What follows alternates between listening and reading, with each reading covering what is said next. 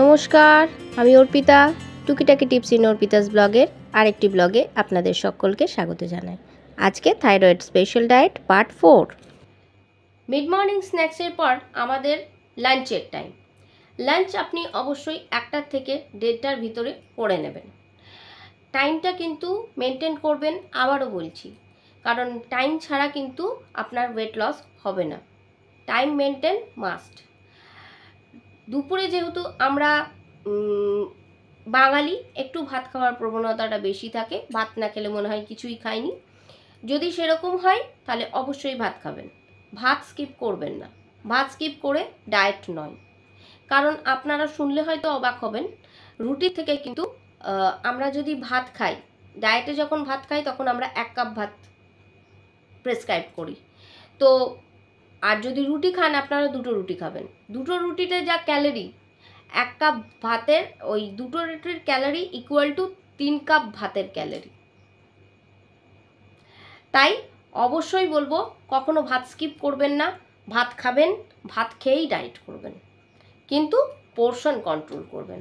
আপনি 1 কাপের বেশি কিন্তু ভাত খেতে পাবেন না। 1 কাপ ভাত খাবেন, নর্মাল যে কাপে চা খান সে কাপের 1 কাপ ভাত খাবেন। আপনি যদি বড় কাপে চা খান, অবশ্যই সেই কাপের চা ভাত খাবেন না। আপনি নর্মাল যেগুলো এরকম সাইজের কাপ হয় আমাদের ঘরে, সেরকম কাপের 1টা কাপ স্থির করে নেবেন, সেই কাপেই প্রত্যেক দিন মেপে ভাত নেবেন। সেই 1 কাপ ভাত খাবেন, তার সঙ্গে এক বাটি ডাল খাবেন। নর্মাল বাটির 1 বাটি ডাল প্রত্যেক দিন খেতে হবে আপনাকে, যে ডালই খান, ডাল মাস্ট। ঠিক আছে, প্রত্যেক দিন ডাল খাবেন, 1 বাটি করে ডাল খাবেন। তরকারি চেষ্টা করবেন ভিন্ডি আর বটল গ্রাউন্ড, মানে হচ্ছে আমাদের বটল গার্ড, মানে হচ্ছে মধ্যে যেগুলো সিজনাল সবজি পাওয়া যায় সেগুলো খাবেন। কিন্তু তার মধ্যেও আমি বলবো ঝিঙে, তারপরে লাউ, এইগুলো একটু বেশি খাওয়ার চেষ্টা করবেন।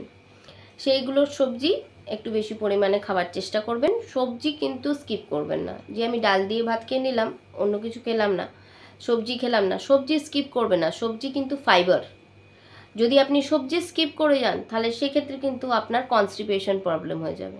তাই সবজি কিন্তু কিছুতেই স্কিপ করবেন না, যে কোনো সবজি হোক, এতটুকু হলেও খেতে হবে আপনাকে। ঠিক আছে, ডাল 1 বাটি খেতেই হবে, ভাত 1 কাপ খাবেন, কিচ্ছু হবে না। ঠিক আছে, আর তার সঙ্গে চাটনি খাওয়া চলবে না। ঠিক আছে, চাটনি খাবেন না। আর দই মাস্ট। যদি আপনি সকালে দই নিয়ে নিয়েছেন ব্রেকফাস্টে, তাহলে এখন খাবার দরকার নেই, কিন্তু আমি বলবো সবসময় লাঞ্চেই দইটা নেবেন। কারণ ভাতের পরিমাণটা প্রথম দিকে যখন আপনি ভাতটা কম পোর্শন খাবেন, তখন আপনার খিদে পাবে বেশি। তাই দইটা একটু বেশি পরিমাণে তখন রাখবেন, তাহলে আপনার পেটটা ভরে থাকবে। দইয়ের সঙ্গে অবশ্যই স্যালাড খাবেন। স্যালাড কতটা খাবেন? বেশি পরিমাণে স্যালাড খাবেন। যেই স্যালাডে কিন্তু একদম কোনো ফ্যাট থাকে না, ক্যালোরির পরিমাণ কম থাকে। তাই সে কারণে স্যালাড আপনি অবশ্যই খাবেন। স্যালাডে কি কি রাখবেন? স্যালাডে থাকবে আপনার কিউকাম্বার, ক্যারেট আর বিট। এছাড়া পেঁয়াজ, অনিয়ন নিতে পারেন, যদি আপনাদের খেতে ইচ্ছা করে অনিয়ন নিতে পারেন। এই হলো আপনাদের লাঞ্চ। এছাড়া লাঞ্চে যদি কোনো দিন মনে হয় যে না, এটা খেতে ভালো লাগছে না, তাহলে সেক্ষেত্রে কোনো দিন মুগ ডাল চিলাটা করে নিলেন। কোনো দিন তাও যদি খেতে না ভালো লাগলো, তাহলে কোনো দিন ডালিয়া করে নিলেন। তাও যদি ভালো না লাগলো, তাহলে একটুখানি চিকেনটা বেশি পরিমাণে করে খেয়ে নিলেন, আর কিছু খাবেন না। ঠিক আছে, যেদিন চিকেন খেলেন একটু বেশি করেই চিকেনটাই শুধু খেলেন, তার সঙ্গে কোনো কার্বোহাইড্রেট নেবেন না। ঠিক আছে, এইরকমভাবে আপনারা ডায়েটটা ফলো করুন, আমার মনে হয়। আচ্ছা, এবার হচ্ছে ডিম খেতে পাবেন আপনারা। ডিমটা আপনারা এই সময় রাখুন, তাহলে একটু আপনার পেটটা ভরে থাকবে। ঠিক আছে, তো ডিম একটা সেদ্ধ সারাদিনে আপনারা 2টো ডিম খেতে পারবেন। ওকে, তো 2টো ডিম খাওয়া সাধারণত আমাদের হয়ে ওঠে না। ওকে, কোনো ব্যাপার না, আপনি একটা ডিম খান। সে আপনি ব্রেকফাস্টে যদি 2টো রুটি আর একটা ডিম ভাজা খান, তাও অসুবিধা নেই। ডিমটা ভাজবেন কিন্তু 1 চামচ তেলে, ঠিক আছে? তেলটা যত পারবেন কমানোর চেষ্টা করবেন। অনেক তেল দিয়ে রান্না চলবে না খাওয়া। সারাদিনে আপনি 3 থেকে 4 চামচ তেল খেতে পারবেন, টেবিল চামচ, নট টিস্পুন, টেবিল চামচ তেলে আপনার রান্না হবে, ঠিক আছে? আর লাঞ্চের প্রোগ্রাম এটা হয়ে গেল। এবার যদি বলি আমি লাঞ্চের পর কী খাবো, তাহলে লাঞ্চের পর আমাদের একটা বিকেলবেলার দিকে একটা কিছু খেতে হবে, খিদে পাবে তখন আপনারা খাবেন হয় গ্রিন টি নয় ব্ল্যাক টি। তার সঙ্গে আপনারা একটু মাখানা খেতে পারেন। মাখানাটাকে ঘি দিয়ে একটু ফ্রাই করে পপকর্নের মতো খেতে পারেন।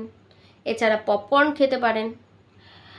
আর কি খেতে পারেন, যাদের সাধারণত কর্নের জিনিসও অ্যাভয়েড করতে বলে, তাই পপকর্নের জায়গায় মাখানা খাওয়াটাই বেশি ভালো হবে, কিন্তু মাখানাটা একটু এক্সপেন্সিভ, সেক্ষেত্রে আপনারা পপকর্নটাতে কন্টিনিউ করতে পারেন, পপকর্নটা খাওয়া যেতে পারে।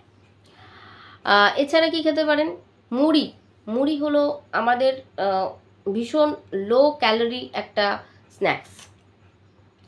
সেই সময় আপনারা মুড়ি খেতে পারেন, কিন্তু মুড়ি খেতে পারেন বলে 2 বাটি 3 বাটি নয়, এই মোটামুটি এরকম বাটির 1 বাটি মুড়ি খেতে পারেন। যে বাটিতে আপনি ডাল খেলেন সেই ছোটো বাটির 1 বাটি তরকারি বা ডাল খাবার যে বাটিগুলো হয় সেই বাটির 1 বাটি আপনি মুড়ি খেতে পারবেন। ওর সঙ্গে এবার আপনি পেঁয়াজ অ্যাড করুন, ছোলা অ্যাড করুন, কাঁচা ছোলা, ভেজানো ছোলা অ্যাড করুন, তাহলে ভলিউমটা বেড়ে যাবে, আপনার পেটটা ভরে থাকবে। শসা, ছোলা, পেঁয়াজ এগুলো অ্যাড করে নিন, তাহলে ভলিউমটা বেড়ে যাবে, আপনার পেটটা ভরে থাকবে, ঠিক আছে? এগুলো খেতে পারেন। কিন্তু মনে রাখবেন, সকালবেলায় যদি আপনি চা খান, আপনার ড্রিঙ্ক খাওয়ার পর যদি চা খেতে ইচ্ছা করে, আপনি চা খেলেন, তখন যদি 2টো বিস্কুট খান, তাহলে কিন্তু আপনি আর সন্ধ্যেবেলায় বিস্কুট খেতে পাবেন না, ঠিক আছে? যদি আপনি বিস্কুট খান তখন কিন্তু আপনি মুড়ি খেতে পাবেন না, এটা আপনাকে মাথায় রাখতে হবে।